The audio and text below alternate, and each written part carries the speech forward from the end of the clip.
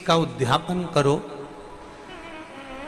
16 सोमवार का उद्यापन करो, चाहे तुम शुक्रवार का उद्यापन करो, चाहे तुम सोमवार का उद्यापन करो, चाहे तुम एकादशी का उद्यापन करो, चाहे तुम प्रदोष का उद्यापन करो, चाहे तुम जिस भी व्रत का उद्यापन करो। शिव महापुराण की कथा कहती है अपने घर के लोगों को गिनने से पहले बाहर के लोगों को गिनना जरूरी है। थोड़ा ध्यान देना। और आप लोग क्या करते हो? उद्यापन में सबसे पहले अपनी जेठानी को गिन लिया, इसको गिन लिया, उसको गिन लिया, उसको गिन लिया। और शिव महापुराण की कथा कहती है जेठानी तो तुम्हारे यहाँ का भोजन करेगी क्योंकि रिश्तेदार है, ननन तुम्हारे यहाँ का भोजन करेगी क्योंकि रिश्तेदार है, तुम्हारी देवरानी भोजन करेगी क्योंकि रिश्तेदार है, तुम्हारी चाची सास भोजन करेगी क्योंकि रिश्तेदार है, तुम्हारी काकी सास भोजन करेगी क्योंकि रिश्तेदार है। जब हम उद्यापन में दूसरे को गिनते हैं और उसको कोई सामान देते हैं, उसकी कोई सामग्री, कोई सुहाग की पिटारी, कोई सामग्री हमने उसको उद्यापन में दी, तो वो हमारा दान कहलाता है। हमने अपने परिवार वाले को भोजन कराकर अपन ने उद्यापन में गिन दिया और अपने परिवार वालों को दे दिया। इसको देना नहीं कहते, इसको दान नहीं कहते, इसका पुण्य आधा हो जाता है। इसके पुण्य की परिभाषा यहां नहीं कहा जाए। अब और सरल भाषा में समझ लीजिए। कई माताएं कहती है हमने तो अपनी बेटी को यह सामान दे दिया, मतलब हमने खूब दान कर दिया। अब एक बहुत अच्छे से समझ लेना, हमने हमारी बेटी को यह दे दिया तो हमने दान दे दिया।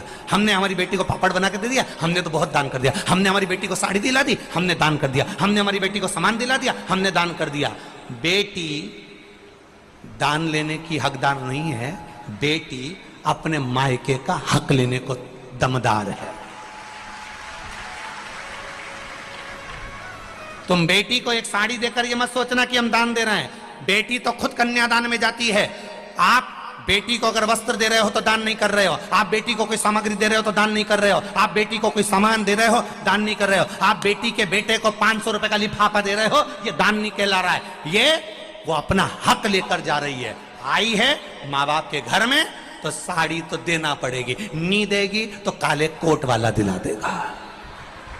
उसमें ये दान नहीं है कि तुम कह दो कि नहीं साहब हमारी तो हमने बहन बेटी के दान दे दिया, हमने तो हमारी बहन बेटी के दान दे दिया, हमने तो हमारी बहन बेटी के दान दे दिया, तो बहन बेटी कहीं भिक्षा मांगे तुमसे?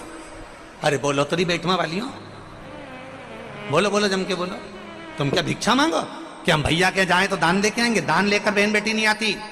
बेटी अपने भाई के यहां से दान लेकर नहीं आती। बेटी अपने मायके से दान लेकर नहीं आती। बेटी मायके में जाकर अपने माँ बाप से और कहती है कि किसी ब्राह्मण को बुलाकर मम्मी सत्यनारायण की कथा कराकर थोड़ा सा दान दे दो। ये बेटी कहती है।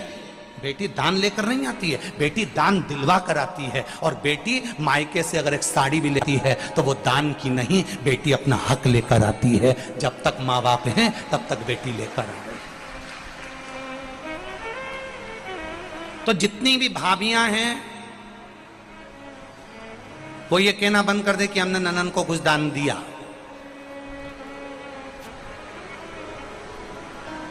दान नहीं। हम जानते हैं तुम अगली बार हमें बेटवा नहीं बुलाओगे इस बात के लिए, भले मत बुलाओ। पर जो रीत की बात है, यहां शिव महापुराण की कथा कह रही है।